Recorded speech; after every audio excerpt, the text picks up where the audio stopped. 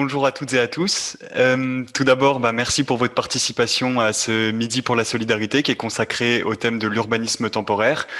Je me présente, je m'appelle Théo Burati et je suis chargé de projet chez Pour la Solidarité PLS et je suis notamment en charge de l'Observatoire européen de l'économie sociale et solidaire.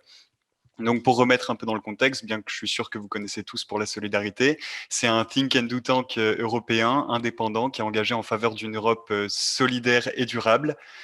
Donc pour la solidarité, chez Pour la Solidarité, on se mobilise pour défendre et consolider le modèle social européen. Et donc pour cela, on conçoit, on réalise des projets transnationaux, on conseille, on forme, on accompagne sur les enjeux européens, mais on mène également des travaux de recherche et d'analyse sur les enjeux sociétaux pour offrir de nouvelles perspectives de réflexion et on organise des conférences. Et donc, les midis, qu'est-ce que c'est? Les midis pour la solidarité, ce sont justement des rencontres conviviales qui permettent de sensibiliser, de débattre, de discuter sur un sujet précis en invitant des experts et des acteurs de terrain. Donc, en temps normal, les midis PLS, ils ont lieu en présentiel ici à Bruxelles. Ça permet justement de faire ces rencontres conviviales autour d'un verre et autour d'un repas, en parlant d'un enjeu sociétal. Mais avec les conditions actuelles, chez PLS, on a quand même tenu à innover afin de pérenniser ces rencontres qui sont essentielles. Voilà pourquoi aujourd'hui, ça se passe en webinaire, en visioconférence.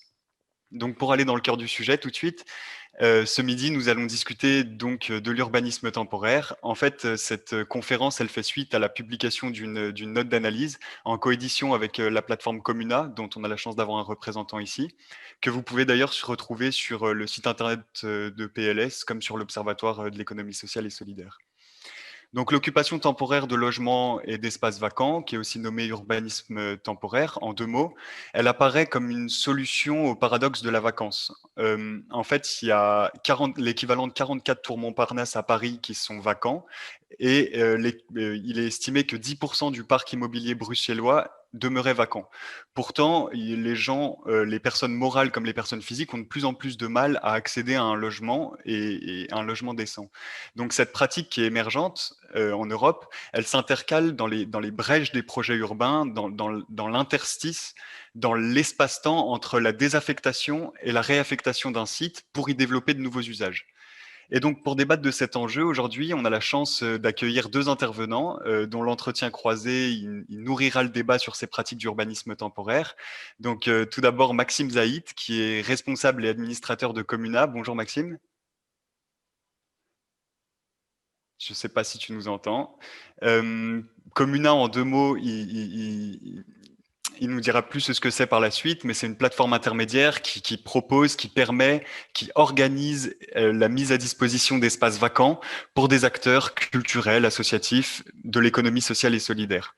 Et on a la chance également d'avoir avec nous Charles Papens, qui est premier échevin de Forêt. Donc pour les moins belges et les moins bruxellois d'entre nous, Forêt, c'est une commune bruxelloise, et qui est notamment en charge des enjeux de revitalisation urbaine, d'emploi et d'économie, dont l'économie sociale et solidaire, mais également de la culture. Donc bonjour Charles et merci Bonjour. d'être avec nous. Et donc ce qui est intéressant dans ce webinaire, c'est qu'on aura les perspectives croisées d'à la fois un élu local qui pourra témoigner des effets, des bénéfices et des difficultés rencontrées dans la pratique de l'urbanisme temporaire au niveau communal, et d'un acteur qui est au cœur de cette pratique et qui favorise et permet le développement de l'urbanisme temporaire. Donc c'est des points de vue d'acteurs qui se complètent. Et donc, les objectifs de ce midi, c'est tout d'abord de mieux définir ce phénomène, d'en identifier les enjeux, les acteurs, les finalités, les bénéfices, et après aussi aller vers les difficultés, les enjeux actuels qui sont rencontrés par ces pratiques. Donc juste un petit point technique avant de démarrer.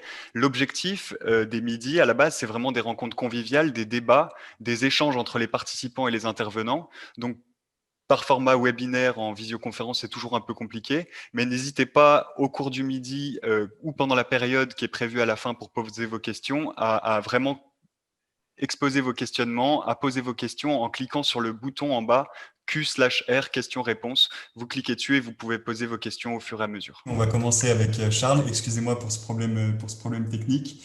Euh, Premièrement, en tant qu'échevin à la commune de Forêt, notamment en charge des questions de revitalisation urbaine, quel bénéfice vois-tu à la pratique de l'urbanisme temporaire? Quel rôle joue l'urbanisme temporaire dans le redéveloppement urbain? Et quel intérêt a une collectivité locale, une commune, à la pratique de l'urbanisme temporaire? Voilà, donc mais merci tout d'abord pour cette invitation. J'espère que Maxime pourra évidemment nous rejoindre. Mais en fait, repartir par le premier objectif et le premier bénéfice, il est assez clair. En fait, c'est tout simplement une utilisation rationnelle du bâti. Donc, je pense que pour les plus bruxellois d'entre nous, puisque j'ai cru comprendre qu'il y en avait d'autres, Comuna avait lancé toute une campagne l'année passée sur cette 20e commune bruxelloise, qui était en fait une commune constituée de bâtiments vides. On voit dans nos communes et plus largement dans la région qu'il y a énormément de bâtiments vides. Et donc, le premier avantage de l'urbanisme temporaire, c'est clairement une utilisation rationnelle du bâti. Dans une commune comme la nôtre, on a pas mal de bâtiments. Donc, la commune de Forêt, juste en petite introduction, c'est une commune de deuxième couronne, donc qui se situe en périphérie de la région bruxelloise, ce qui est, enfin pas en périphérie, mais au sein de la région bruxelloise, mais aux limites des frontières, et donc il y a une commune anciennement assez industrielle. Il reste de grosses industries. La plus connue est l'usine Audi, mais à côté de ça, il y avait toute une série d'industries qui commencent à tout doucement quitter la ville ou qui sont remplacées par d'autres projets. Donc, dans une commune comme la nôtre, il y a évidemment plusieurs bâtiments vides et la plupart n'appartiennent pas à la commune, mais on a développé depuis maintenant 7-8 ans une logique de quand la commune a un bâtiment, elle ne le laisse surtout pas vide.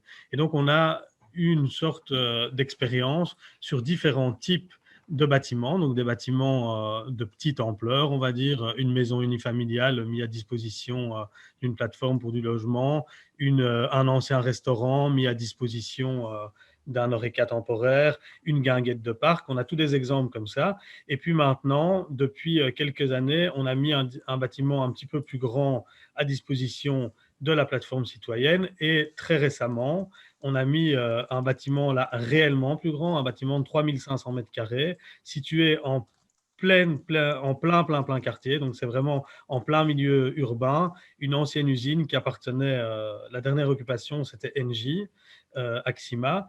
Et donc, on l'a mis à disposition la plateforme communale. Pourquoi c'est un avantage pour nous? Mais ça permet déjà une chose qui est importante, c'est de tester certains usages.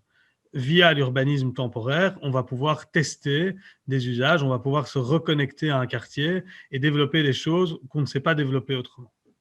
Ça peut aussi avoir une réelle utilité sociale puisque ça nous permet de mettre à disposition à des associations, à des entrepreneurs sociaux, à tout type de personnes, des artistes notamment, des locaux à moindre coût. Et donc, ça a une réelle utilité sociale pour pouvoir encourager des nouvelles dynamiques à moindre coût pour des structures notamment qui ne pourraient pas financer des choses plus chères. Ça permet aussi réellement, et ça c'est hyper important pour nous, une certaine mixité d'usage.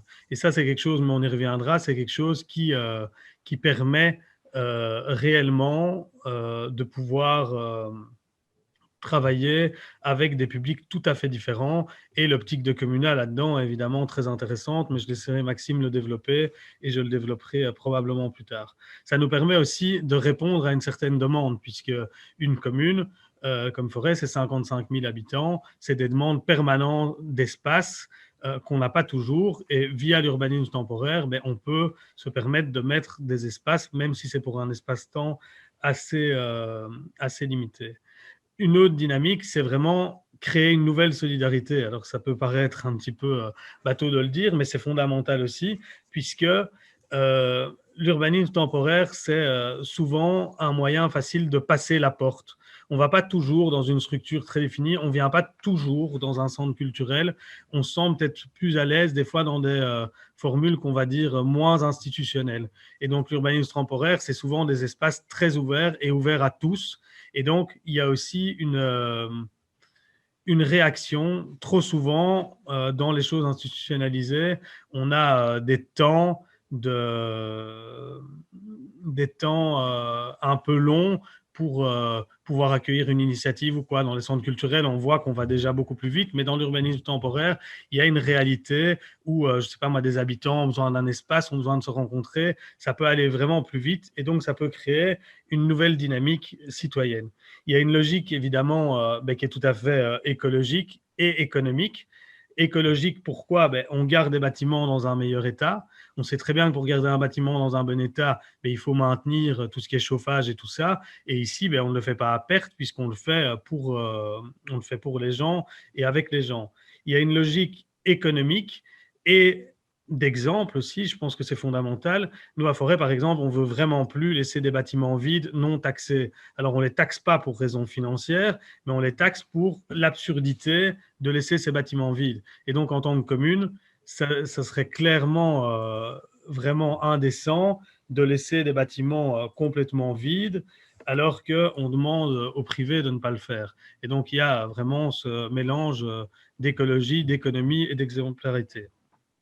Alors, en tant qu'échevin de l'économie sociale, il faut se rendre compte aussi que l'urbanisme temporaire a une réelle vocation là-dedans, puisque on le sait, il y a des incubateurs d'entreprises, il y a des projets type village partenaire, des guichets d'économie locale et ça, mais il manque des espaces pour pouvoir développer soit des métiers plus liés à l'artisanat, soit même des petites entreprises, mais qui n'ont pas encore les moyens de développer leurs projets dans des lieux plus traditionnels. Donc ça, c'est vraiment aussi une chance. On peut y mettre plus facilement une coopérative, on peut y mettre plus facilement des artisans. L'urbanisme temporaire aussi a un côté, alors ça peut être mis même dans les inconvénients, mais de temps en temps plus brut. Donc, soit on est dans des anciens bureaux, soit on est dans des anciennes usines, soit éventuellement dans des anciens logements. Et donc, on peut faire cohabiter assez facilement avec les petits désavantages que ça peut avoir. Un Eureka avec vraiment un côté très artisan, notamment on peut penser au travail du bois ou à une recyclerie ou des choses comme ça, avec un coworking. Et ça donne quand même aussi des mélanges hyper intéressants, hein. On voit des exemples qui ont été faits ailleurs, mais des collaborations qui sont faites. Et donc, on recentre d'une certaine manière l'économie en beaucoup plus local, puisque c'est vraiment une entreprise va travailler avec l'artisan qui travaille le bois directement là. Il va avoir des échanges et il va avoir vraiment une pépinière d'activités et un mélange entre, d'un côté, la dynamique citoyenne, d'un côté, la dynamique entrepreneuriale et d'un autre côté, la dynamique vraiment de projet. Et donc voilà, ça c'est quelque chose en tant qu'économie sociale qui est hyper importante pour nous. Évidemment, en tant qu'échevin de la culture, ça dépend un peu des projets. Nous, on a des projets, donc il y a le projet Comuna, mais il n'y a pas que le projet qui est avec Comuna, mais ça permet aussi d'encourager une nouvelle dynamique. On gère au niveau de la commune une sorte d'occupation temporaire d'un bâtiment en fait qui est l'abbaye de Forêt. Donc l'abbaye de Forêt, je ne sais pas si beaucoup d'entre vous le connaissent, mais en gros c'est une ancienne abbaye qui a été rénovée dans les années 80 partiellement et qui n'a jamais réellement été utilisée dans son plein potentiel. Et donc là maintenant, on travaille dans une logique de fabrique. Dans le futur projet, on sait que ça va être un pôle culturel et donc là on crée vraiment toute une dynamique culturelle déjà aujourd'hui avec les habitants, avec les associations pour développer le futur projet et ça nous permet d'accueillir tous des acteurs qu'on n'aurait pas su accueillir autrement.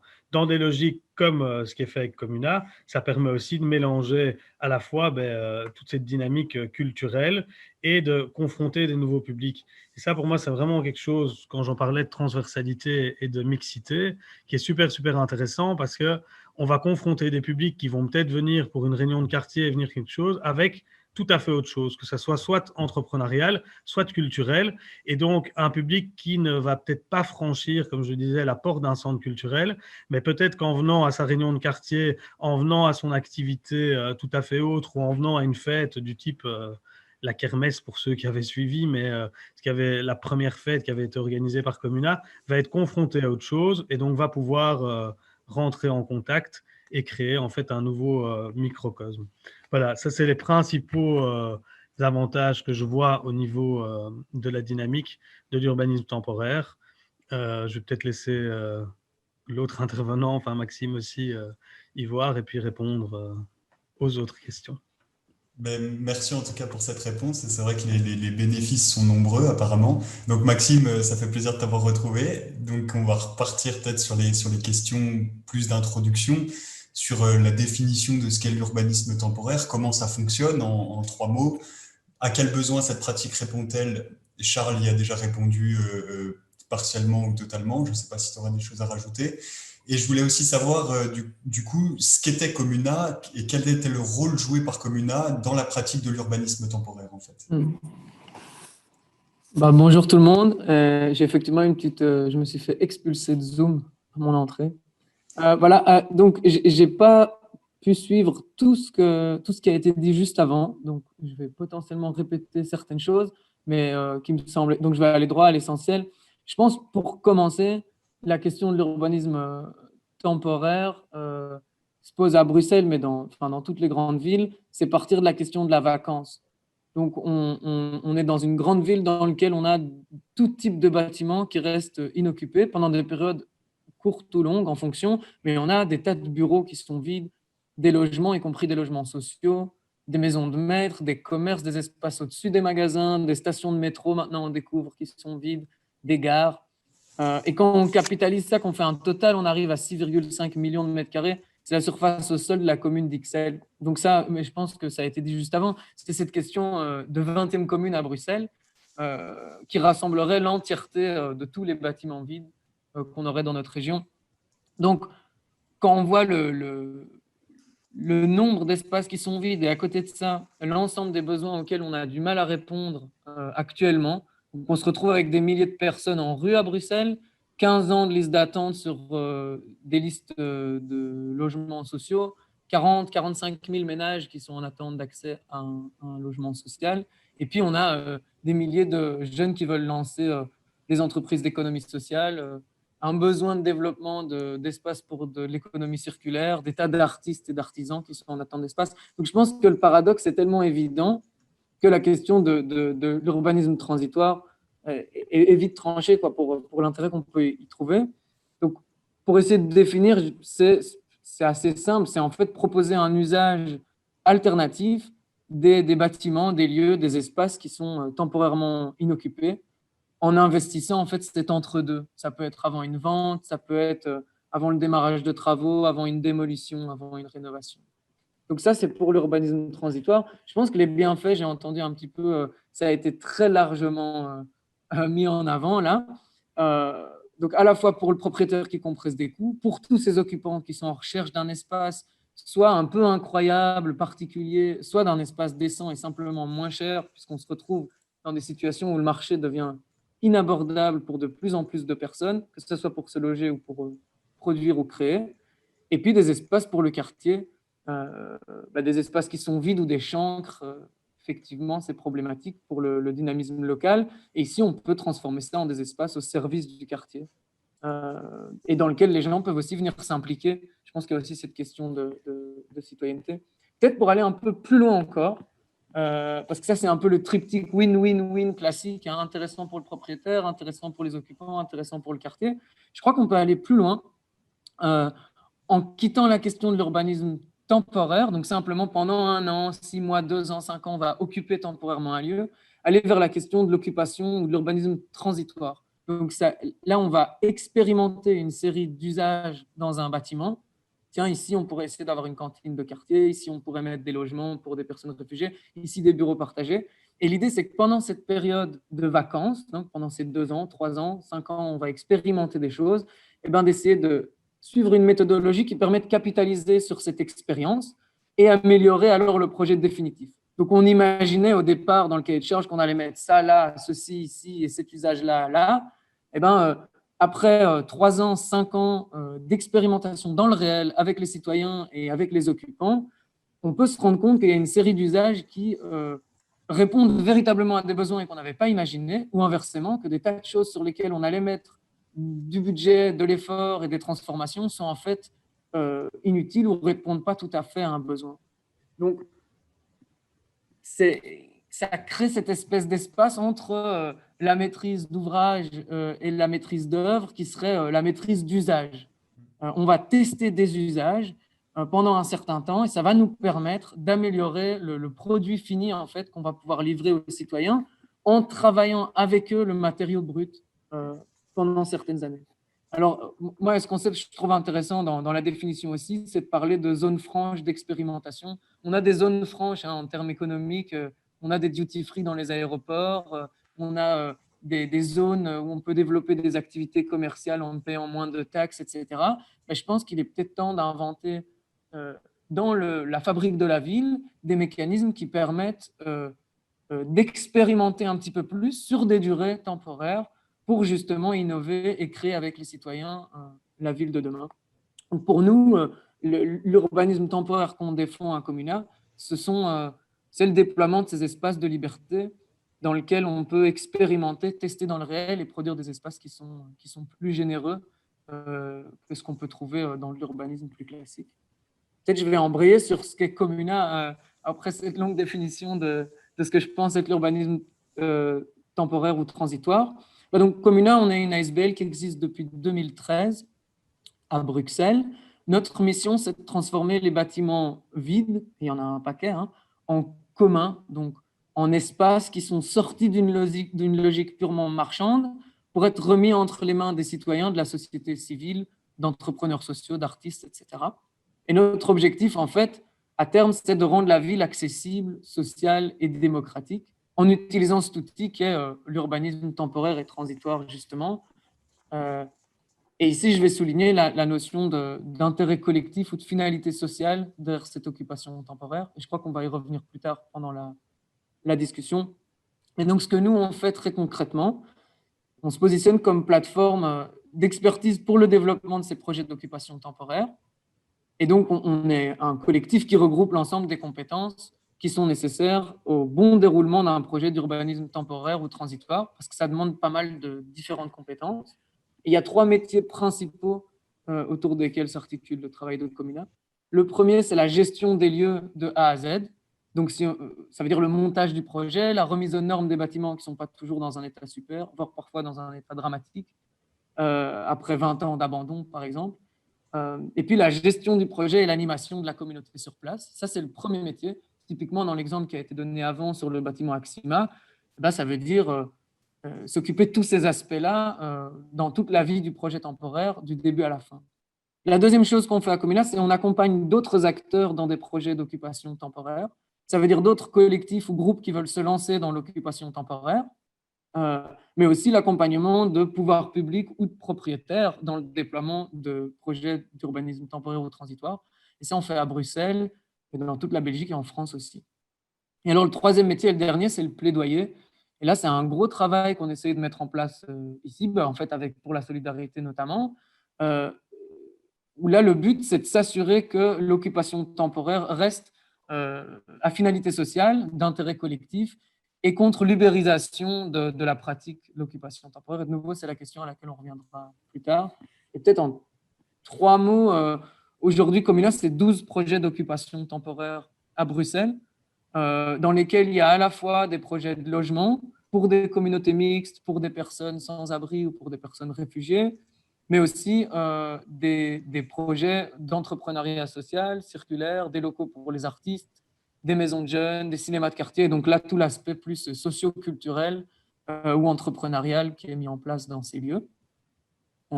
Et on est actuellement 15 personnes qui sont salariées par l'association. Et une des spécificités, puisque Comuna s'insère dans l'économie sociale et solidaire, c'est qu'on fonctionne de manière démocratique en gouvernance partagée et qu'on est appuyé par énormément d'énergie bénévole qui rendent ça possible, puisque comme c'est un secteur encore émergent, il y a encore la question des financements et des budgets qui se posent, qui fait qu'on repose sur une petite équipe de salariés super motivés et puis énormément de voisins, de riverains, de citoyens et de copains qui viennent nous aider dans les actions quotidiennes. Merci beaucoup. Tu évoquais, Maxime, la différence entre justement l'urbanisme temporaire à finalité sociale d'une pratique plus extractive, ubérisante, tu disais. C'est vrai que les pratiques d'urbanisme temporaire, elles se sont développées, elles ont explosé depuis le début des années 2000. Et il y a on fait la différence entre urbanisme à finalité sociale et urbanisme ubérisant. Et tu peux nous décrire en quoi ces pratiques différentes, qui partagent la même appellation, elles s'opposent et elles témoignent de réalités diverses avec des projets qui s'opposent en fait. Ouais, peut-être je pense hyper important de faire un tout petit pas en arrière et juste de rappeler qu'en fait, l'urbanisme temporaire ou l'occupation temporaire, c'est un outil. C'est un outil et donc on y met la finalité qu'on souhaite. Partant de ça, on peut se rendre compte qu'il y a un urbanisme temporaire à finalité sociale et donc qui poursuit un but de transformation sociétale. Des zones, comme on l'a dit, hein, des zones d'expérimentation qui permettent de travailler plus près des citoyens, de leur remettre un pouvoir d'action chez les riverains, de construire la ville ensemble, de penser les espaces pour l'économie sociale et solidaire et de créer du logement pour les plus démunis ou les plus écartés. Ça, c'est une manière de faire de l'occupation temporaire. Une autre manière de se saisir de ce même outil, c'est de poursuivre, par exemple, exclusivement un but de lucre. Et comme on entre dans un cadre un petit peu nouveau, disruptif presque, on pourrait rigoler pour parler le langage des start-upers, eh bien, il y a une série de règles desquelles on peut s'affranchir si on chipote un petit peu et on se retrouve avec un phénomène à la Uber ou à la Deliveroo par rapport au droit du travail. On va se retrouver avec la même problématique par rapport au bail locatif, par exemple. Et donc, l'ensemble des contraintes ne sont pas exactement les mêmes. On peut jouer un petit peu avec les termes et en chipotant, on peut arriver à quelque chose où on enlève des droits aux personnes. Je dirais, à l'intérieur de cette pratique d'occupation temporaire que nous, on nomme extractive, il y a deux grandes familles. La première, c'est celle de l'ubérisation, donc, où là, ce sont des grandes sociétés de gardiennage. Souvent, elles viennent de l'immobilier. Il y en a énormément implantées en Hollande, mais il y en a chez nous aussi, et ça se développe partout en Europe, qui, eux, proposent aux propriétaires d'assurer la surveillance de leurs bâtiments. Et au lieu de le faire avec un maître chien, ils vont placer à l'intérieur des occupants temporaires qui sont souvent des personnes relativement vulnérables, mais qui sont aussi triées sur le volet pour ne pas être trop problématiques. Hein, je mets des guillemets évidemment autour de l'appellation problématique. Et là, on va utiliser ces personnes comme des gardiens gratuits à qui on va retirer l'ensemble des droits liés aux locataires, quoi. Et donc, on va se retrouver avec pas de droit à la vie privée, des intrusions de la compagnie de gardiennage, des délais de préavis pour quitter le bâtiment qui peuvent être de quelques jours, ou ce genre de dérive. Donc ça, c'est un type de dérive. Peut-être la deuxième famille de dérives, c'est celle du, je dirais, l'urbanisme temporaire au service du marketing urbain. Et donc là, on se retrouve dans des gros projets événementiels dans des bâtiments qui étaient vides, puisqu'effectivement, ça attire un public relativement jeune, relativement cool, dans des espaces différents, en ville, où il y a un besoin pour ces espaces-là aussi. Mais on peut se retrouver de manière complètement déconnectée des besoins d'un quartier dans lequel le projet s'insérerait. Et alors, on y ajouterait une couche de vernis social. Et là, l'intérêt pour le propriétaire, c'est de faire vivre son bâtiment pendant ce temps-là pour augmenter la valeur symbolique du bâtiment qu'il arrivera à transformer en valeur économique. Et donc ça, c'est une forme d'urbanisme temporaire au service du capitalisme foncier, en fait.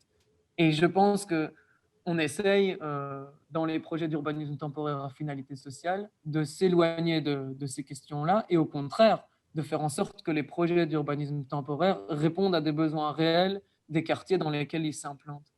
Et ce n'est pas toujours facile de faire la différence, évidemment, entre tel type de projet et tel type de projet. Et en fait, pour poser la question dans son ensemble, on a parlé de 6,5 millions de mètres carrés, on a parlé d'une 20e commune, donc énormément d'espace, énormément de besoins à côté de ça.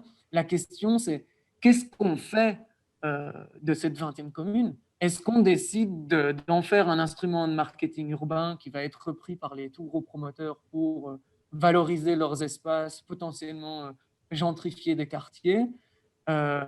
Est-ce qu'on va exclure les plus démunis de ces espaces-là aussi, en les mettant à disposition de projets plus hype et plus cool?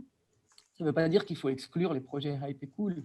Il s'agit de dire qu'il faut garantir que la priorité revient aux gens qui sont exclus du marché locatif classique. Sinon, je ne vois pas l'intérêt de développer ces espaces-là pour la ville.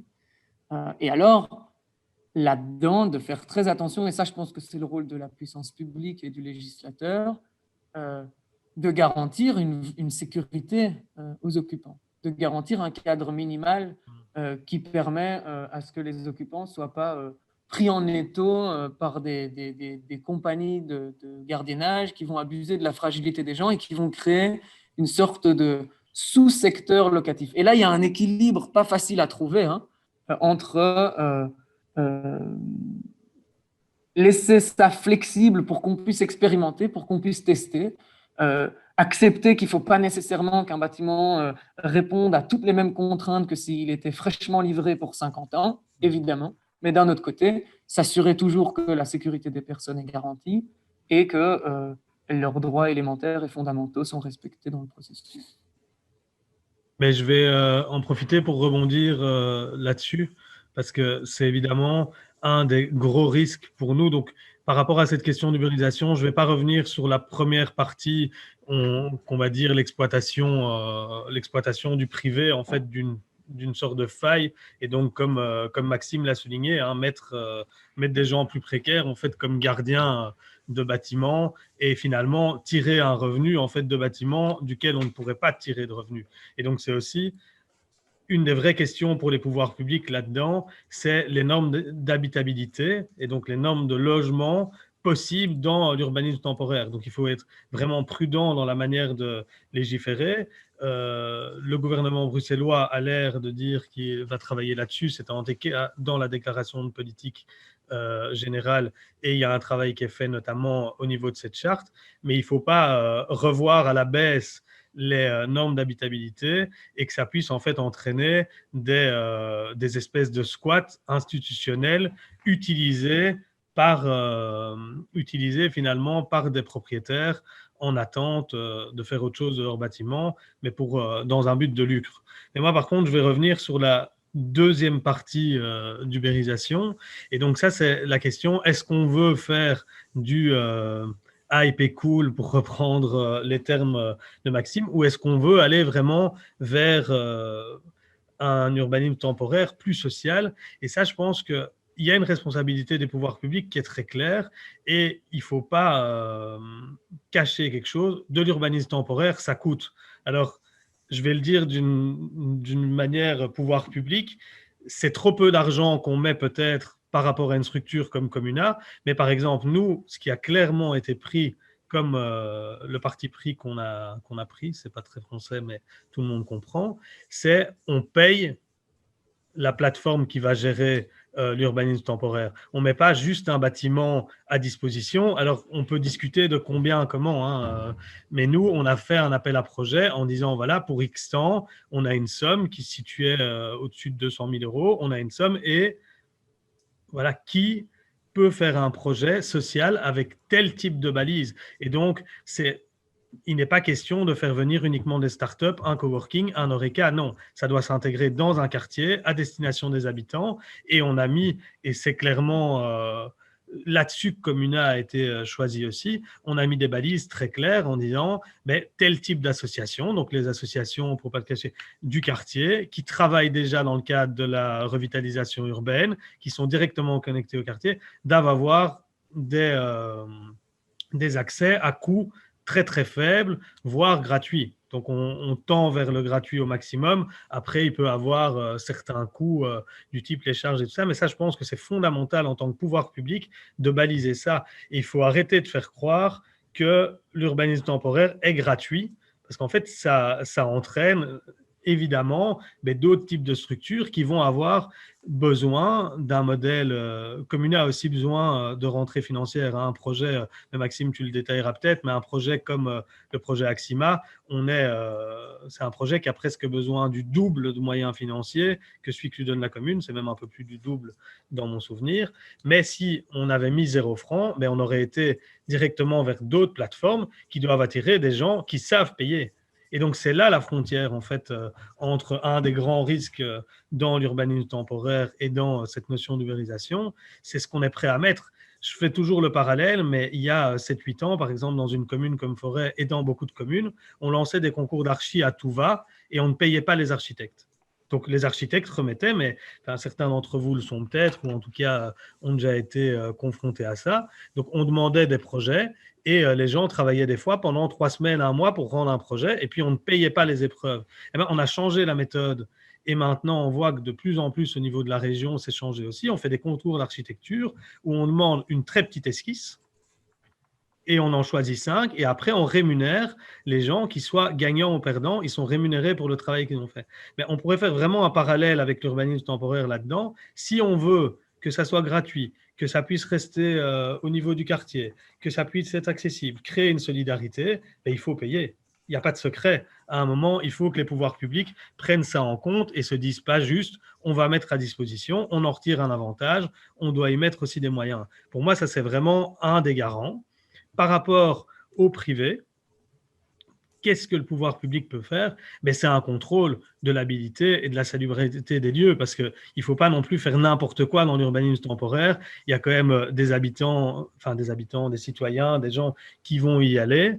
Il faut un minimum respecter les normes et pas se retrouver dans des bâtiments, qu'ils soient publics ou privés, dans des états tout à fait délabrés. Et donc, c'est pas rare d'examiner avec soit la plateforme qui le gérerait, soit même des services communaux, quand c'est les services communaux qui gèrent, de sacrifier des espaces en disant que ces espaces-là, ce n'est pas possible de les mettre en occupation temporaire parce que ça doit rester digne.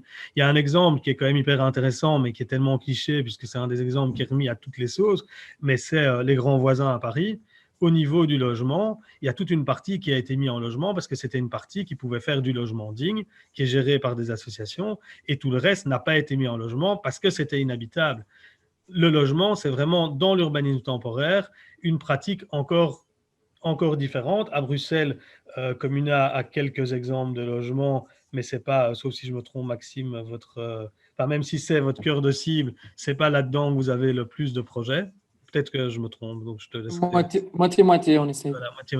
Mais nous, par exemple, à Forêt, en logement, on a très peu. Sur Comuna, on espère faire... sur Axima, excusez-moi, on espère faire une partie. Et autrement, on a une maison unifamiliale qui est aussi gérée par Comuna en logement. Mais autrement, on n'a pas encore vraiment d'urbanisme temporaire en logement. Pour revenir sur la notion d'urbanisme transitoire temporaire, qui était aussi explicité par Maxime. Ça, c'est vraiment quelque chose qui est hyper intéressant pour les pouvoirs publics, mais qui est aussi à double tranchant. Parce qu'il faut savoir que de temps en temps, mais il y a des endroits où on sait exactement ce qu'on va y faire.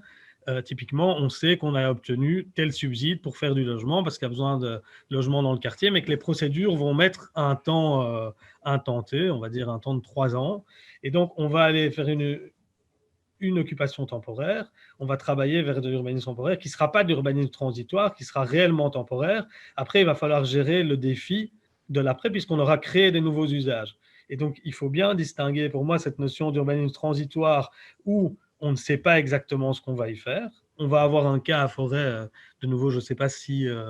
Forcément, je prends tous des exemples forestois puisque c'est ceux que je connais le mieux, hein, mais pour ceux qui connaissent moins bien Forêt, on a un bâtiment de 700 mètres carrés qui se situe, c'est le Métropole, donc qui se situe sur la friche du Marais Wils, qui va être mis, lui, par exemple, en occupation transitoire, parce qu'aujourd'hui, ni la région, ni la commune, on sait ce qu'on veut y faire, et donc il va avoir un appel à projet, a priori, assez large pour travailler vraiment cette manière transitoire.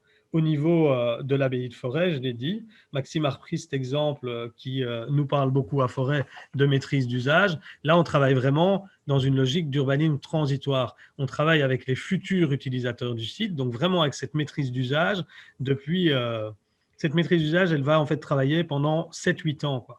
Elle travaille depuis le début du projet, elle définit le projet et aujourd'hui, elle reconfronte le projet en fonction de certaines choses qui sont faites dans le cadre de ces projets transitoires. Et donc ça, je pense qu'il faut vraiment, comme l'a dit Maxime, distinguer les deux types en fait d'occupation temporaire, qui soient transitoires ou simplement temporaires. Et c'est des méthodes de travail en fait qui sont tout à fait différentes. Voilà. Maxime, je ne sais pas si tu voulais rebondir, j'ai vu que tu as coupé le micro. Ouais, très très vite, un point parce que ça a été mentionné sur le logement à Comuna. Juste chez nous, l'optique est toujours de prioriser les... En fait, on estime que le logement, c'est ce qui est prioritaire dans ce qu'on peut mettre en place. Et donc, si on peut faire du logement, on va faire du logement. Quand je dis si on peut, c'est d'abord si c'est réaliste techniquement Donc effectivement, des lieux totalement inhabitables ne doivent pas être, il ne s'agit pas de fournir des espaces invivables, quoi. Donc ça, c'est évidemment la première contrainte. La deuxième, c'est le temps. On ne fait pas du logement pour des durées en dessous d'1 an et demi si on veut faire des projets de réinsertion pour des personnes en rue. Il ne s'agit pas de prendre le risque de sortir quelqu'un de la rue pour le remettre. Et alors, le dernier, et ça, je trouve que là, il y a encore un travail à faire sur les mentalités, notamment chez les pouvoirs publics à Bruxelles, c'est souvent, ils sont plutôt friands d'ouvrir des projets socioculturels que des projets de logement. De nouveau, ce n'est pas le cas de l'ensemble des propriétaires publics, hein, mais nous, on l'a rencontré et on est parfois face à des situations où on nous interdit explicitement de mettre en place des projets de logement là où ça pourrait se faire. Donc, je pense que là, il y a quelque chose de problématique qui est à régler et sans doute que c'est lié à des craintes, que ça soit impossible de faire sortir les gens, que ça ne réponde pas à l'envie d'ouvrir le lieu sur le quartier, etc. Mais là, je pense qu'il y a un changement de mentalité qui est en passe. Hein. Je crois que ça progresse, mais je pense que ça, c'est super important. Et pour nous, de toujours mettre ça en avant. C'est si on peut faire du logement, il faut faire du logement. Et ce que nous, on essaie de mettre en place, ce sont des lieux mixtes dans lesquels il y a et du logement et de l'activité. Parce qu'on sait que c'est riche, en fait. Sur place, pour le projet, ça permet d'avoir toujours du monde aussi. Et je pense que c'est là où il y a une vraie plus-value à mélanger ça. Donc ça, c'est une chose sur le logement, je voulais rebondir. Et alors peut-être pour boucler la boucle sur la question de l'ubérisation, ou en tout cas des dérives sur l'urbanisme temporaire, je trouve c'est bien aussi de venir avec des propositions. Donc comme ça a été fait, là je pense que sur Forêt, on n'est effectivement pas sur une logique où on nous a dit voilà, on a un bâtiment vide, réjouissez-vous, c'est gratuit. Hein, parce que je pense qu'il y a encore cette logique-là qui imprègne certains opérateurs, y compris publics, en région bruxelloise. On s'est déjà retrouvé face à des situations où effectivement on nous appelait pour opérer sur des bâtiments en nous disant vous allez faire de la vie de quartier, il faut créer de l'ancrage local et intégrer les voisins, il faut que ça soit des projets sociaux. Et alors, pas seulement on va pas vous payer, ni ça va être gratuit, c'est vous allez nous payer en plus une redevance. Alors tu dis, bon, à un moment, c'est la quadrature du cercle. Hein. Il va falloir qu'il y ait de l'argent qui vienne de quelque part. Sinon, le projet ne va pas pouvoir être réalisé. Donc ça, là, il y a aussi un changement de mentalité qui est, je pense, en train de s'opérer à Bruxelles, mais ça a mis du temps à s'acculturer. Donc ça, je pense que c'est bien. Je pense aussi qu'il est important de voir ça comme un investissement sur une forme de long terme, parce qu'effectivement, ça a un coût sur le court terme. On peut se dire, tiens, mon bâtiment est vide pendant 3 ans, j'ai qu'à le murer, et puis je peux compresser les coûts comme ça, et je peux m'en sortir.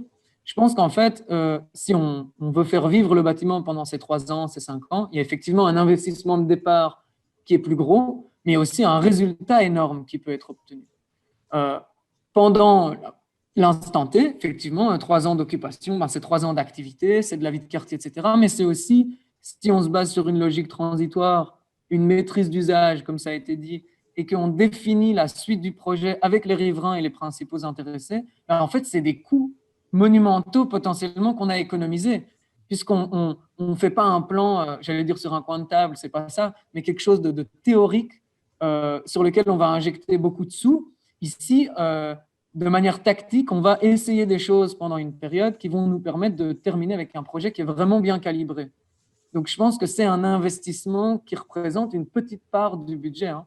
Pour reprendre l'exemple des grands voisins à Paris, puisque c'est un projet d'urbanisme temporaire qui a fait du bruit, eux militent pour le 1%. Ils disent sur un projet total d'urbanisme, on demande 1% pour déployer la partie temporaire. Ils vont plus loin, ils disent sur l'ensemble de ce qui est vide à Paris, sur l'ensemble des espaces, laissez-nous 1% pour expérimenter. Je pense qu'on mérite bien plus qu'1%, c'est ce que je leur réponds toujours, mais je pense que ce serait pas mal de commencer par là. Et simplement, effectivement, sur des gros projets immobiliers, 1%, ça permet, c'est pas grand-chose, c'est une petite ligne qu'on peut aller chercher ailleurs et qui permettent d'apporter beaucoup, si on voit ça comme un investissement sur le long terme.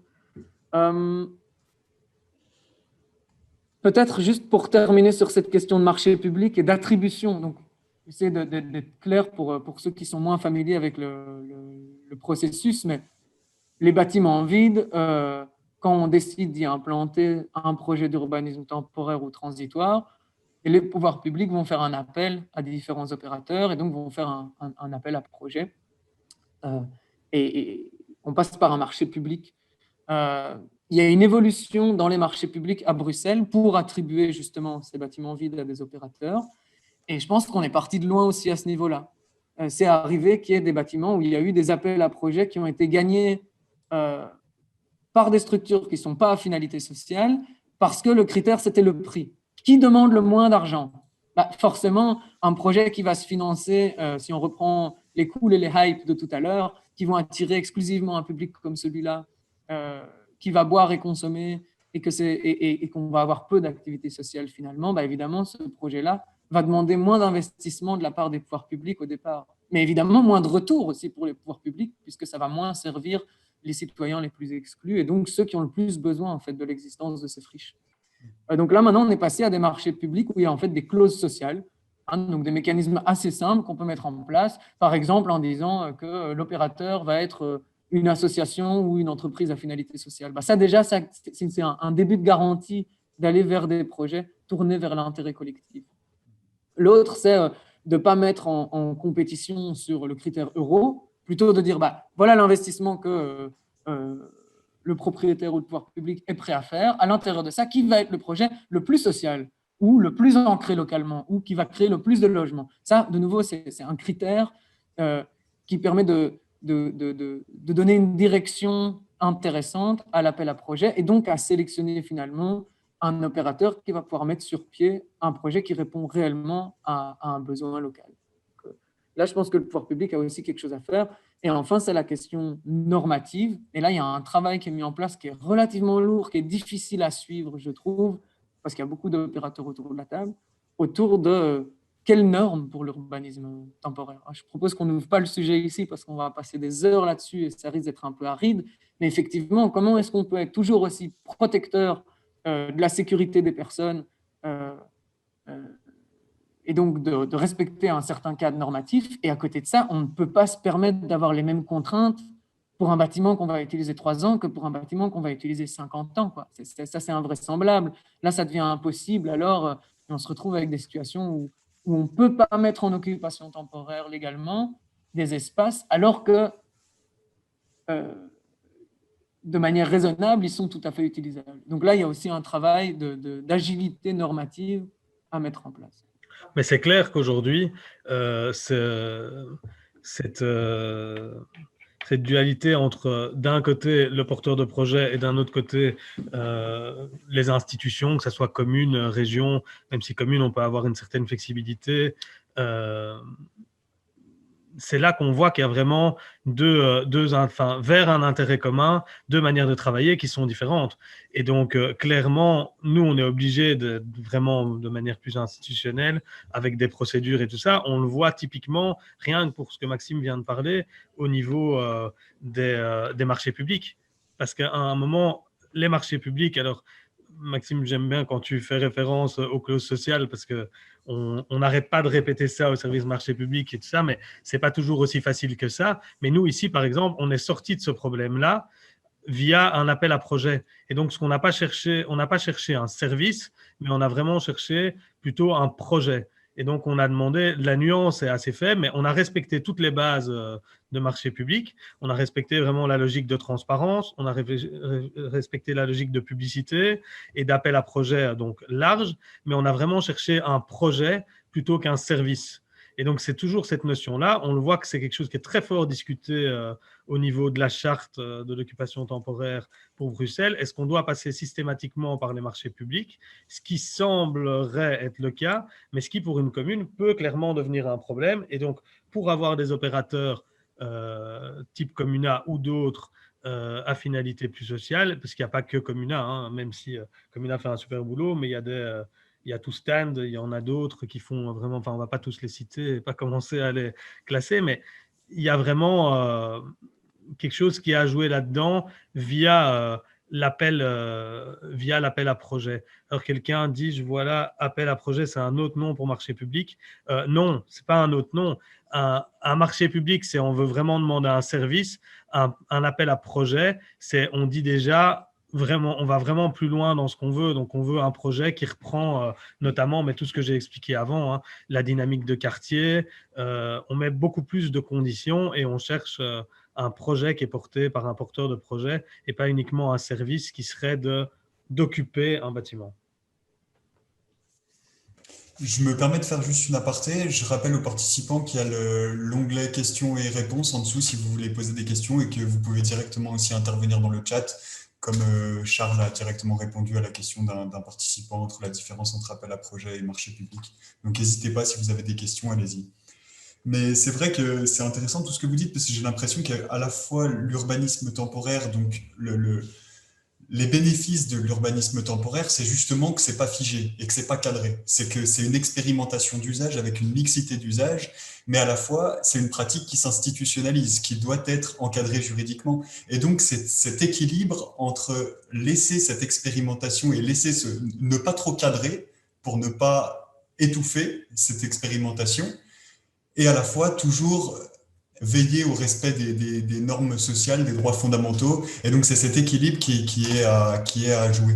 Et donc, est-ce qu'il est plus facile, Maxime, je ne sais pas si tu pourrais répondre ici en présence de l'Échevin, mais est-ce qu'il est plus facile, sans nommer des communes, mais de travailler dans une commune ou l'autre, des communes qui sont plus justement flexibles, qui garantissent à la fois les droits des personnes dans le logement, dans les projets, mais qui sont plus flexibles que d'autres et qui acceptent plus facilement des projets d'urbanisme qui permettent l'expérimentation, où tout n'est pas figé sur le papier avant que le projet naisse?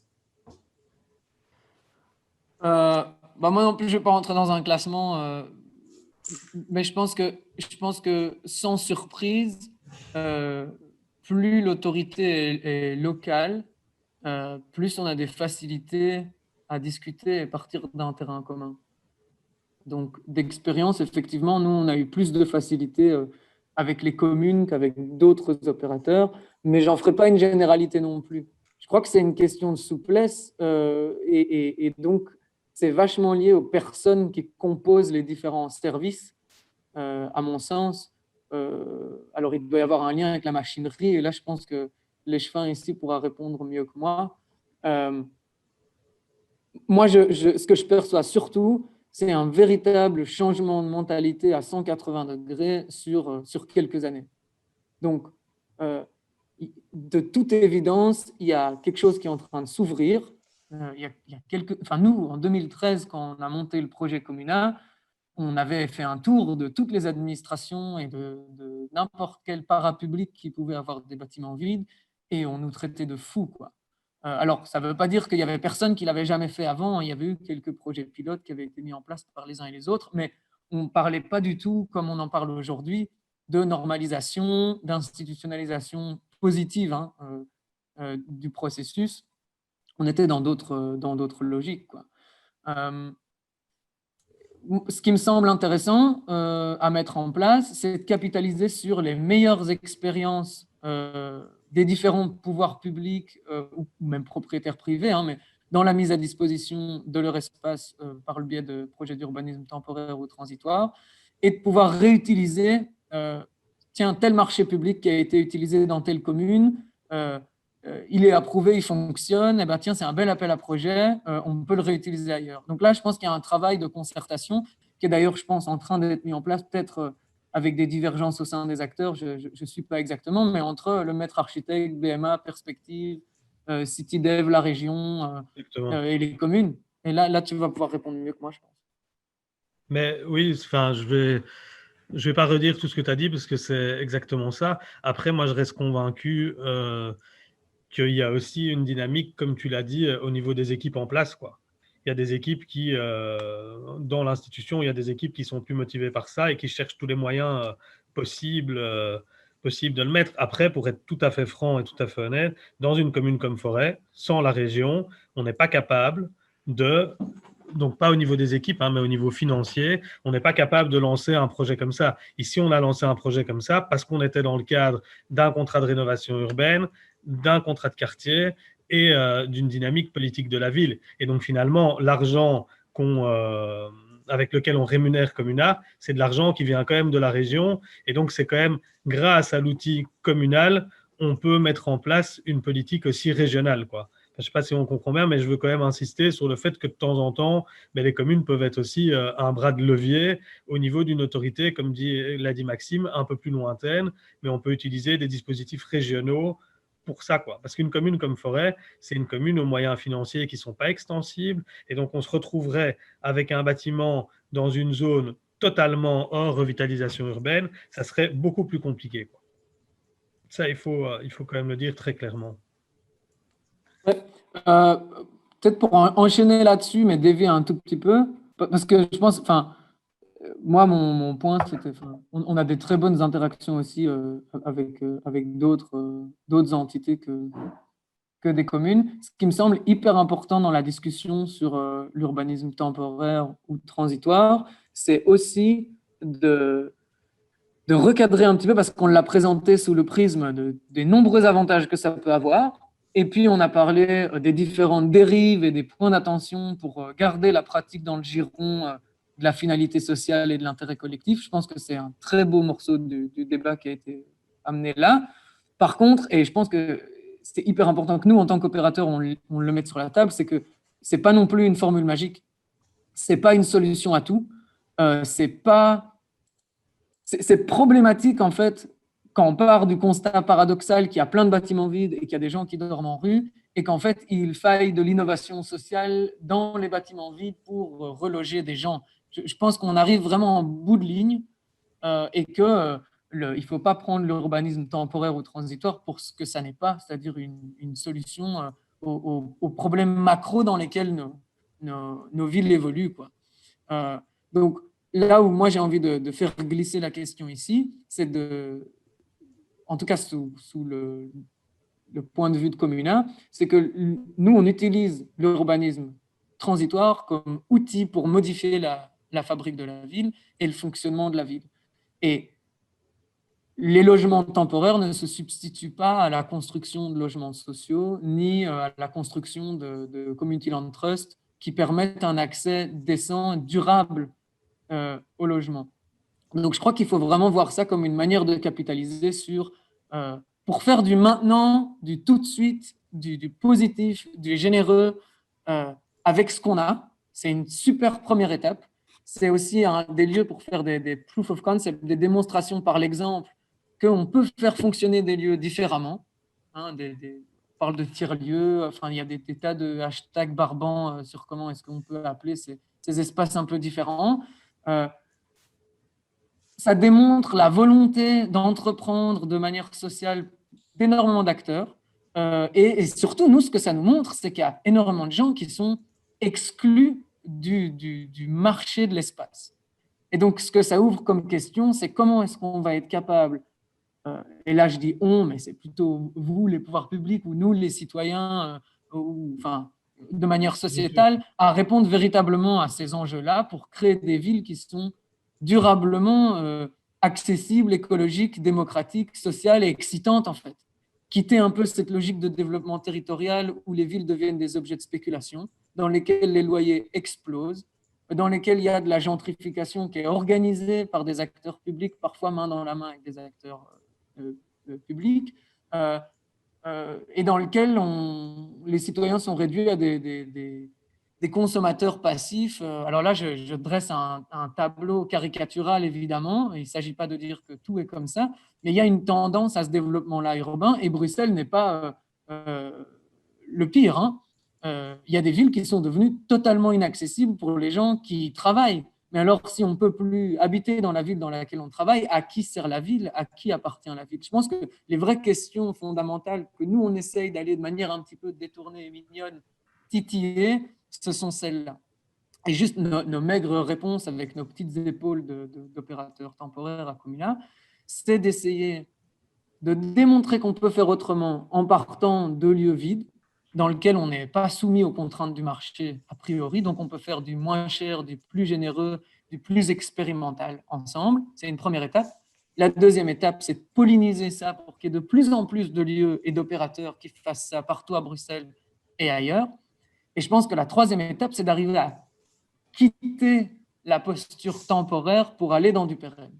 Et donc, nous, on est très inspiré par l'exemple du Community Land Trust Bruxelles avec qui on travaille. D'ailleurs, on occupe un des bâtiments avec eux et on travaille maintenant à la constitution d'une coopérative d'acquisition foncière qui nous permettrait d'occuper des bâtiments pendant 2 ans, 3 ans, de tester des usages dans ces espaces, à terme d'arriver à une programmation qu'on trouve qualitative et d'être en capacité de racheter ces espaces avec des citoyens, avec la société civile, avec l'appui des pouvoirs publics, et de pérenniser ces espaces, ces tiers-lieux, si on veut les appeler comme ça, ou peu importe ce qu'on y fait d'ailleurs, ces lieux d'activité différents, avec un mécanisme qui permet de ne pas les faire retomber dans le marché 10 ans, 20 ans plus tard. Bon, là, on entre vraiment sur des perspectives beaucoup plus lointaines, mais qui ne sont pas si loin que ça non plus dans notre développement. Et je pense que ça, c'est une réponse que nous, on peut apporter en tant qu'opérateur. Évidemment, les questions que j'amenais sur la marchandisation du logement et la spéculation en ville, c'est des questions qui doivent être prises à bras-le-corps par les pouvoirs publics en premier. Tout à fait, mais ça permet de rebondir sur une question qui avait été posée, en fait, que j'ai vu passer aussi, de la différence entre l'urbanisme transitoire et l'urbanisme temporaire. Donc, elle avait été expliquée en introduction, mais en très très simple, l'urbanisme temporaire, c'est occuper un endroit avec un projet, et l'urbanisme transitoire, c'est par un nouveau projet définir ce qui pourrait être fait dans cet endroit. C'est en très très résumé, mais c'est ça un peu la notion entre les deux concepts. Pour rebondir sur ce que Maxime disait, on a parlé beaucoup des avantages de l'occupation temporaire, mais l'occupation temporaire peut, donc là je parle bien d'urbanisme temporaire et pas de transitoire, hein. Donc l'urbanisme temporaire, donc le projet qu'on va mettre dans un lieu dont on connaît déjà la destination finale. Il y a clairement pour les pouvoirs publics des craintes suite à ça, hein. Moi, j'ai vraiment plusieurs collègues qui m'ont dit à l'époque d'autres communes, fais gaffe, ne commence pas à créer un truc là, tu vas créer des attentes dans le quartier, tu vas créer des choses, et qu'est-ce que tu vas faire dans 3 ans? Les gens ne voudront plus partir, les gens seront contents d'avoir un espace, et le logement, malheureusement, les gens n'en ont pas toujours envie. Ceux qui ont un logement, en fait, tout le monde est d'accord avec du logement, mais tout le monde, quand il y a un espace qui est mis par ailleurs, se dit du logement, on pourrait peut-être le faire ailleurs, mais pas ici. Donc ça, c'est quand même un des grands cas auxquels on est confronté.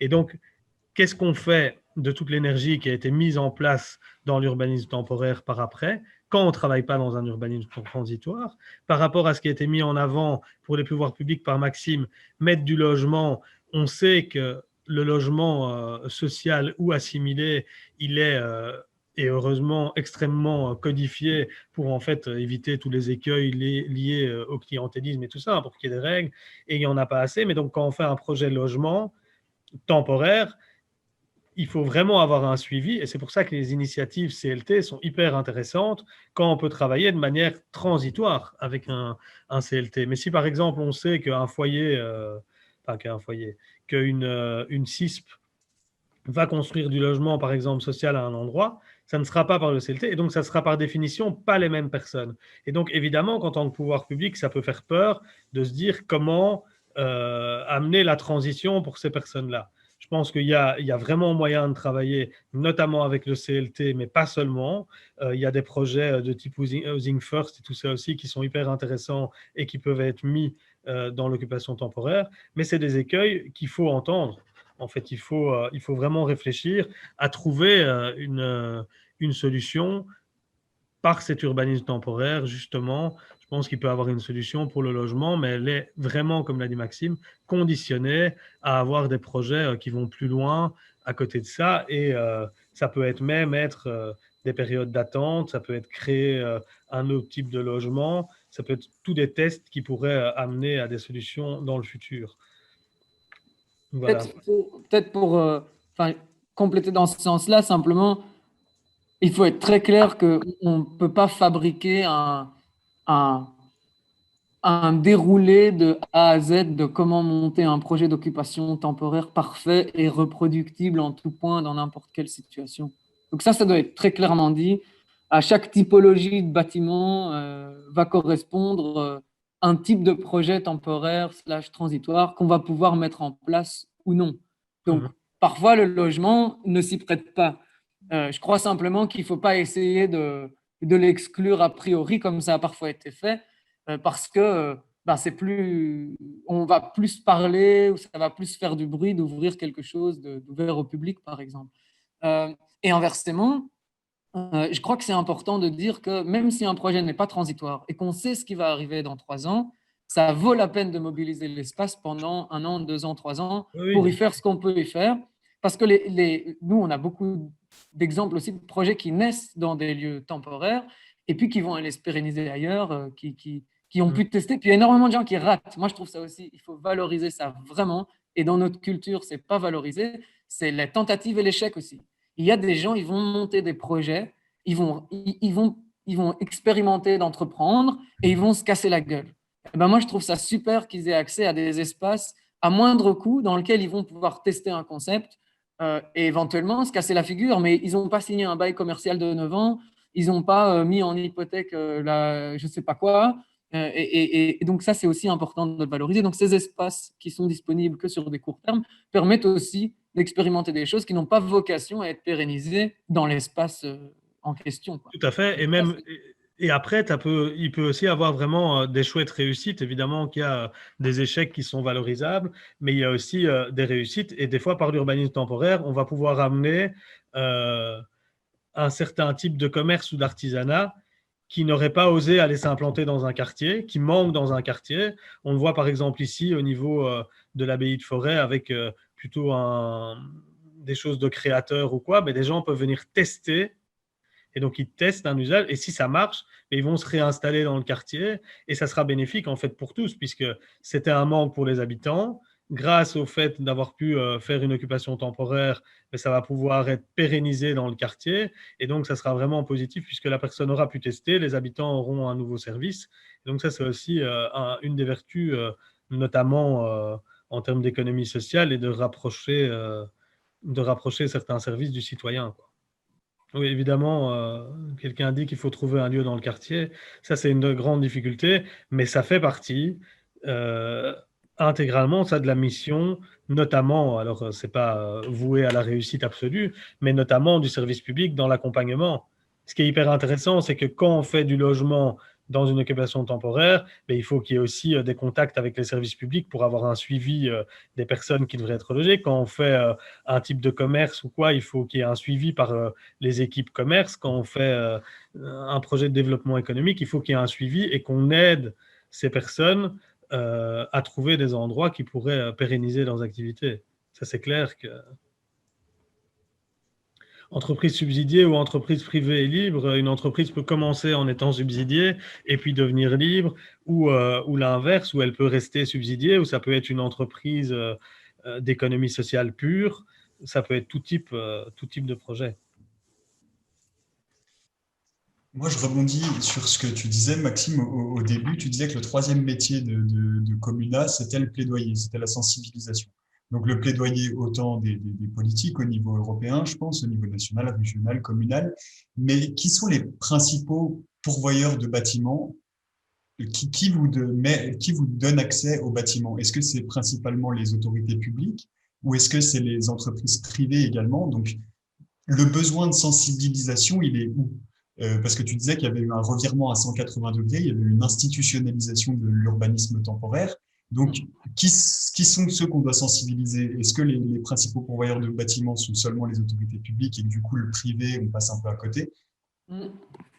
Peut-être quand je parlais de plaidoyer, on n'est plus vraiment au stade où le plaidoyer était nécessaire pour convaincre des propriétaires publics ou privés de mettre leurs biens à disposition. Je pense que ça fait toujours peut-être partie du travail, mais ça, c'est devenu quelque chose d'accepté. On a des demandes de pouvoir public et de propriétaires privés, petits ou grands, de mise à disposition en temporaire. Et je ne doute pas que d'ici quelques années, vraiment, ce sera une pratique tout à fait systématique. Pour répondre à titre de Comuna, on a travaillé et avec des propriétaires privés et avec des propriétaires publics. On a démarré avec un propriétaire privé dans la mesure où les pouvoirs publics ne voulaient pas s'engager avec nous. Je pense que ça, c'est quelque chose d'aussi à noter quand même, que tant qu'on n'avait pas fait nos preuves quelque part, c'était difficile de commencer. Là où, avec le privé, parfois, c'est possible de trouver des arrangements plus flexibles. Mais depuis, on a fait très peu de bâtiments privés, aussi dans les questions que ça soulève. Simplement, la puissance publique, quand ils ont du patrimoine, ce patrimoine, d'une certaine manière, est celui des citoyens. La puissance publique ne fait jamais que les gérer, quoi, d'une certaine manière. Donc, l'objectif, en principe en tout cas, qui va être poursuivi par le propriétaire public, va être un objectif d'intérêt public. Donc, on est assez rassuré, entre guillemets, de travailler avec eux, là où quand on travaille avec un gros promoteur privé qui rachète des bâtiments, qui veut les mettre en occupation temporaire pour compresser ses coûts pendant 3 ans, ou faire même quelque chose de sympathique parce que c'est une bonne personne derrière les tableaux Excel, on est parfois plus méfiant à avancer avec eux, et on se demande simplement à quel jeu on joue et à quoi est-ce qu'on sert. Est-ce qu'en gros, pour le phraser comme ça, hein, est-ce qu'on est un cheval de Troie de l'intérêt collectif et du bien commun qui rentre dans le capitalisme foncier et qui le modifie de l'intérieur, ou est-ce que en fait c'est l'inverse, c'est eux qui nous transforment. Donc ça, c'est une question à laquelle il n'y a pas de bonne réponse, je pense. Et la réponse la plus simple qu'on a trouvée jusque maintenant, c'est de travailler plutôt avec du public, du parapublic ou du community land trust, qui en fait déjà beaucoup de propriétés et qui garantit une finalité du projet sur le long terme qui est plus positive. Donc ça, c'est une chose par rapport au plaidoyer, aux pourvoyeurs de bâtiments. C'est le choix que nous, on a fait jusque maintenant. C'est pas dit qu'on ne décide pas de faire autrement, parce que ce choix-là fait aussi qu'on laisse l'entièreté des bâtiments privés aux mains d'autres acteurs qui, eux, sont peut-être pas intéressés par le bien commun et la finalité sociale. Donc ça, c'était une question. Quand je parlais de plaidoyer, c'était plus largement que simplement décider de faire occuper des bâtiments, mais un travail de plaidoyer simplement pour déjà poser la question de l'intérêt collectif versus l'ubérisation ou la posture extractiviste, enfin, c'est pas un débat de société, c'est pas de ça qu'on parle à la télé forcément, c'est un sujet de niche. Et donc, notre boulot ici, c'est de le faire sortir, de s'assurer qu'au sein des administrations publiques, en tout cas, ces questions sont mises sur la table. Et je pense qu'à cet égard, la campagne autour de la 20e commune a été un franc succès, parce que je pense que ça a vraiment amené la question chez tout le monde de manière un peu punchy. Donc, je pense que ça a fonctionné. Et maintenant, on travaille, peut-être pour terminer sur le plaidoyer, on travaille à un niveau européen de plus en plus. Donc, on fait partie d'un réseau qui s'appelle STUN, donc Social Transitory Uses Network, donc le réseau d'usage transitoire à finalité sociale, qui rassemble des plateformes d'occupation temporaire ou transitoire à finalité sociale qui sont établies dans différents pays européens. Donc là, il y a un travail. En fait, on se rend compte que toutes ces questions qui se posent à Bruxelles sont évidemment pas. Enfin, elles se posent pas seulement à Forêt, à Anderlecht et à Bruxelles-Ville. On a les mêmes problématiques à Marseille, à Paris, à Riga et à Londres, enfin, dans toutes ces villes qui rencontrent plus ou moins les mêmes problèmes. Évidemment, le problème de la gentrification n'est pas le même à Riga qu'à Paris. On n'a pas les mêmes proportions de bâtiments vides, on n'a pas le même nombre de porteurs de projets au mètre carré, etc. Mais en fait, on se rend compte que dans tous ces pays, il y a des acteurs qui sont présents dans chaque ville et qui travaillent à la même question, qui sont confrontés aux mêmes problématiques. Et pour le tourner de manière très globale, en fait, on peut reprendre ce qui se passe dans tous les secteurs de l'économie dite collaborative. C'est ce qui est en train de se passer, y compris dans le secteur de la friche, en fait, de l'occupation temporaire. Il y a une forme de combat entre des acteurs qui veulent le faire au niveau local, ancrés dans des quartiers, avec des principes démocratiques d'inclusion, etc. Et puis des acteurs géants qui essayent de s'imposer par le haut avec des contrats cadres. On a ça en Belgique. Hein. Il y a l'État fédéral a signé, il y a de ça des années, un contrat cadre avec un très gros opérateur pour gérer l'entièreté de son patrimoine public vide. Bon, donc je veux dire, ces géants-là existent, hein. Et en fait, on se retrouve avec les mêmes problématiques que ce qu'on rencontre dans les secteurs de la livraison à vélo, les secteurs du taxi, et en fait, dans de plus en plus de secteurs. Et c'est là où je pense qu'on peut même reculer la question de l'urbanisme transitoire. Ça, c'est notre cheval de bataille à nous, Comuna. Mais en fait, on s'insère avec ce réseau Austin à côté d'autres acteurs qui travaillent à mettre en réseau des projets à finalité sociale. En fait, c'est une question de société. C'est un truc vraiment large, en fait, qu'on essaie de mettre en place dans notre petit terrain, qui est l'occupation temporaire. Et l'avantage aussi de travailler avec des plateformes plus locales, enfin, tu l'as dit que c'est plus facile de travailler avec des institutions plus locales, mais il y a aussi un intérêt quand même pour les pouvoirs publics de travailler avec des plateformes plus locales, hein. Je veux dire, comme tu disais, Riga n'est pas Paris, mais Bruxelles n'est pas Paris non plus. Il y a des réalités tout à fait locales et il n'y a rien à faire. Travailler avec des plateformes qui connaissent le tissu local, ça a beaucoup plus de sens. Et donc, pour une commune, c'est hyper important aussi de travailler dans cette logique beaucoup plus locale. Je pense que pour la région, c'est la même chose. L'État fédéral, ben forcément, c'est nettement plus large. Mais pour nous, c'est fondamental. Et sur le plaidoyer, moi, je crois qu'il y a vraiment un plaidoyer commun et que, entre autres, cette charte, alors je ne crois pas qu'elle va tout résoudre, hein, mais cette charte de l'urbanisme temporaire, elle a aussi vraiment un sens de plaidoyer commun et ça peut, je pense, mais après je suis peut-être trop optimiste, permettre de mettre vraiment un pied dans le privé aussi. De dire au privé, ben voilà, il y a moyen de travailler comme ça, le BMA peut vous aider, CityDev peut vous aider éventuellement, et à un moment, regardez, de telle manière et telle manière, il y a moyen de faire vraiment des projets beaucoup plus sociaux et locaux, et il y a une sorte de marche à suivre. Après, le problème de la marche à suivre, c'est que c'est toujours, ben, c'est plus institutionnel, c'est plus de démarches, il y a toujours les avantages et les bénéfices des deux, mais je suis convaincu que autorités publiques et plateformes d'occupation temporaire à visée sociale ont un vrai travail à travailler ensemble dans un plaidoyer commun. Là, je ne rentre pas dans le plaidoyer européen sur tous les métiers qui sont confrontés à l'ubérisation, hein. Je ne parle pas comme Maxime l'a fait de tout le plaidoyer, notamment taxi, vélo et compagnie, mais vraiment au niveau de l'urbanisme temporaire à Bruxelles, je pense qu'il y a un momentum maintenant, avec le fait que c'est rentré dans l'inconscient collectif, c'est rentré comme un avantage pour les pouvoirs publics. Ben maintenant, il y a peut-être moyen de vachement plus contraindre le privé à se retrouver là-dedans. Et l'outil de la taxe, j'aime pas utiliser la taxe comme sanction à tout prix ou faire rentrer d'argent, mais utiliser la taxe comme moyen de contraindre le privé à passer par de l'occupation temporaire relativement définie, je pense que ça peut quand même être un des outils à utiliser. Moi, je suis certain, et je pense que donc il y a un plaidoyer un peu démontrer ce qu'on peut faire et dire aux propriétaires privés, toi aussi, tu pourrais apporter ta contribution à cette ville-là et en y mettant ton patrimoine qui est en plus vide et en plus tu as quelque chose à gagner. Donc ça, c'est vraiment le début du plaidoyer. Après, c'est construire, je pense, un arsenal avec du bâton et de la carotte, quoi, les deux. Mais c'est dire. Il faut vraiment le bâton. Enfin, il faut être clair parce que le bâton, c'est pas le bâton pour taper uniquement, mais c'est vraiment pour mettre ses balises.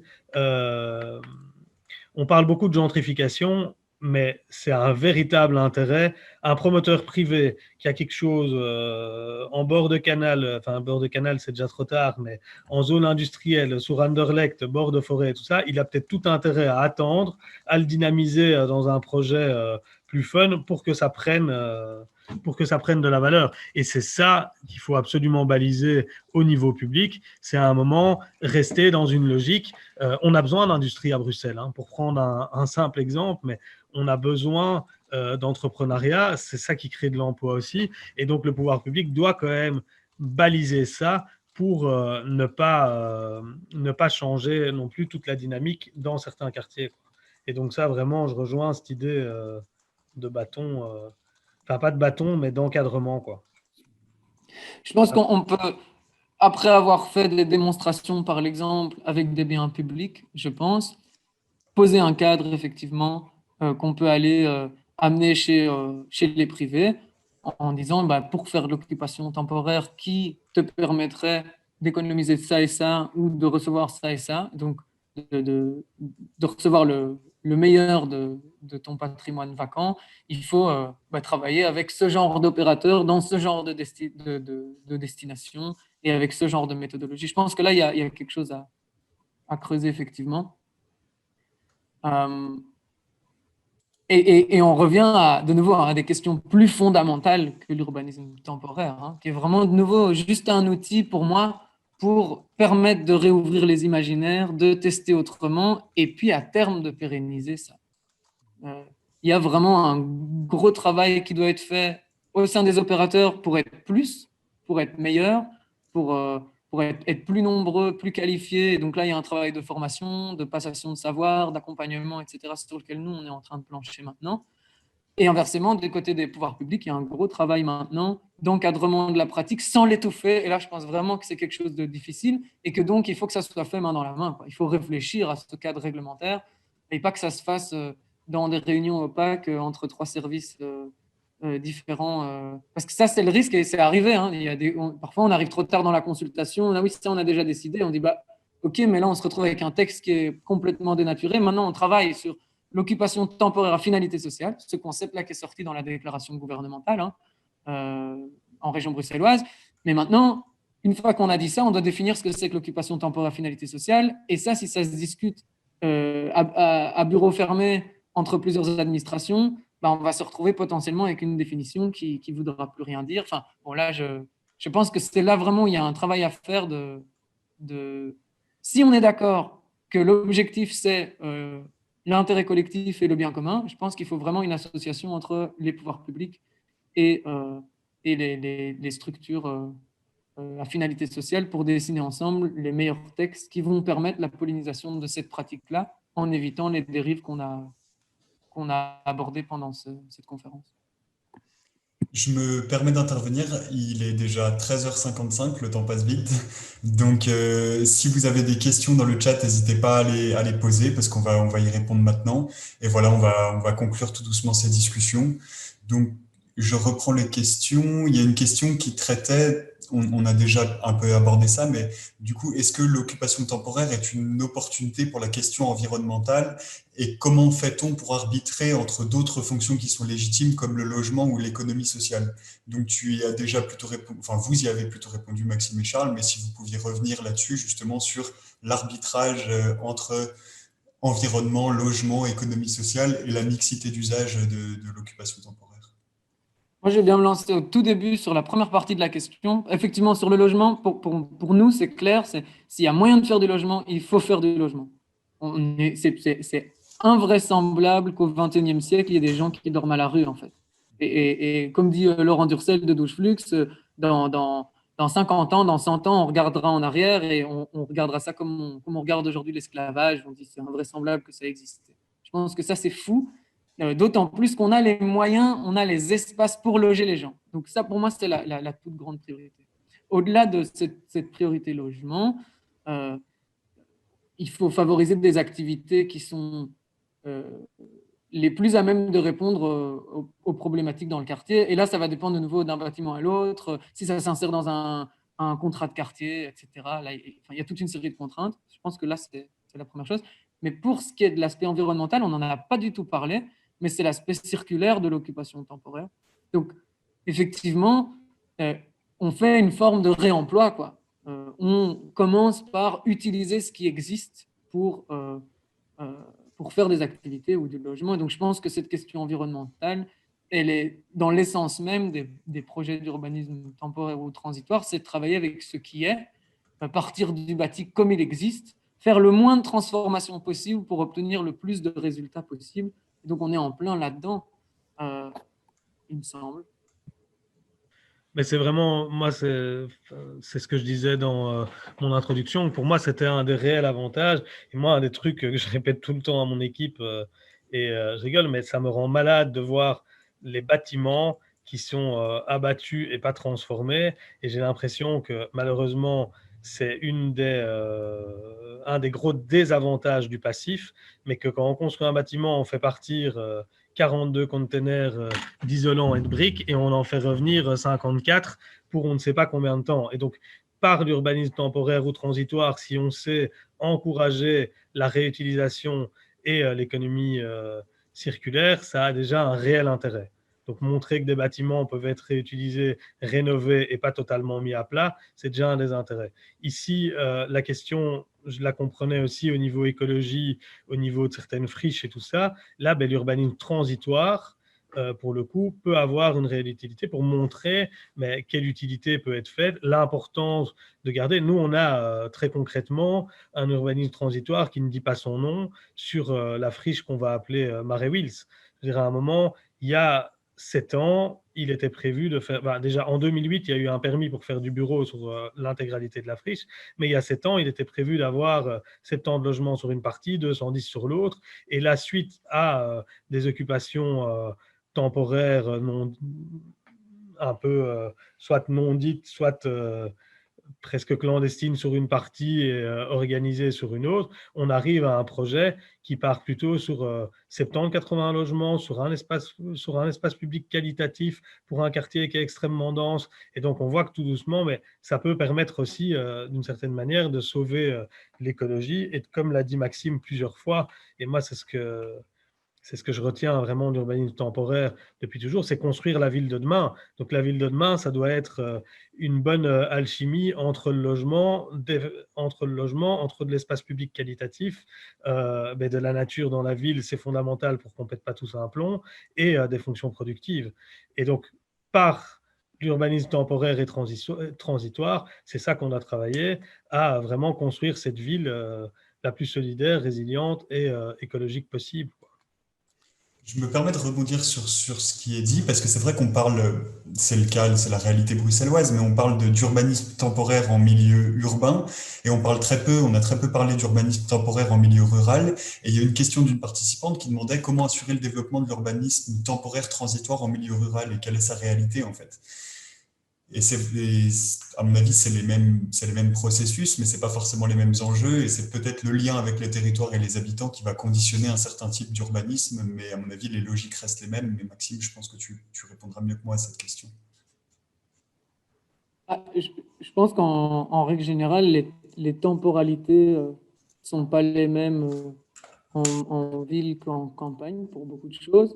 Maintenant, nous, on a une expertise dans les projets urbains, beaucoup plus que pour les projets dans les territoires.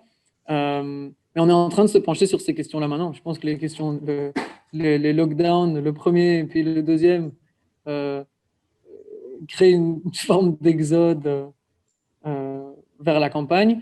Et donc, de plus en plus, il va y avoir une volonté de faire revivre ces espaces ruraux. Et donc là, il y a quelque chose à faire aussi en termes d'urbanisme temporaire et transitoire pour dessiner d'autres espaces, quoi. Mais vraiment, pour en connaître de manière tout à fait privée, dans les campagnes ou les petites villes de campagne, ou les gros villages, il y a vraiment plein d'initiatives qui se créent aussi avec tous des gens qui ont envie de revivre une proximité. Et donc, c'est un peu la logique de la salle des fêtes et de tout ce qui peut s'y faire autour. Enfin, je caricature un peu, mais c'est faire renaître une énergie.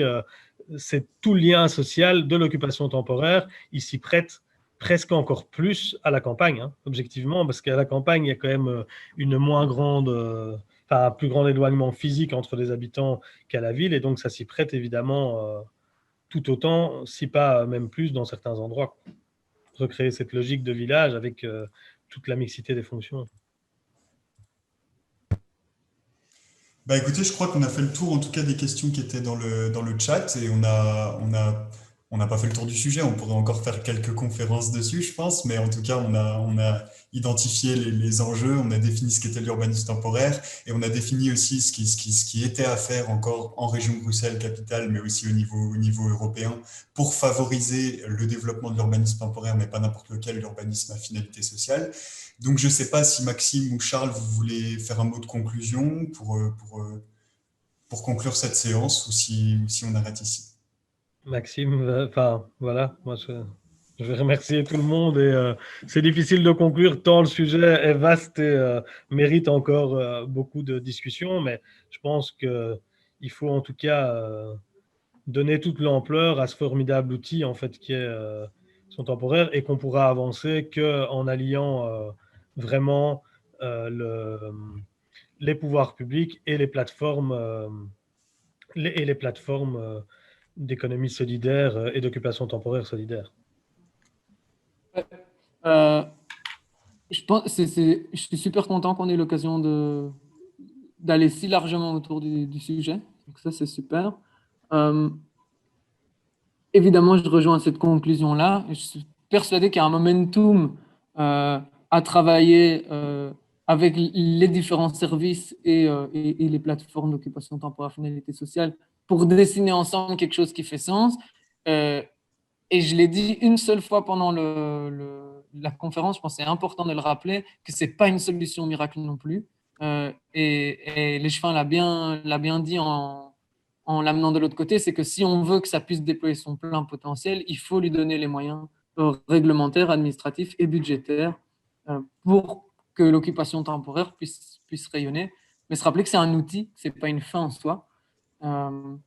Et dernière chose, moi je me réjouis qu'on puisse avoir un échange comme ça et qu'au niveau des communes, en tout cas à Forêt, ça soit quelque chose qui soit autant maîtrisé en fait comme sujet, parce que ça nous arrive encore de temps en temps de devoir vraiment réexpliquer l'ABC du truc. Et ici, ce n'est pas du tout le cas. C'est intéressant. Un tout grand merci. Merci beaucoup à tous et merci à PLS pour l'organisation et l'invitation. Un tout grand merci. À très bientôt. Au revoir Charles.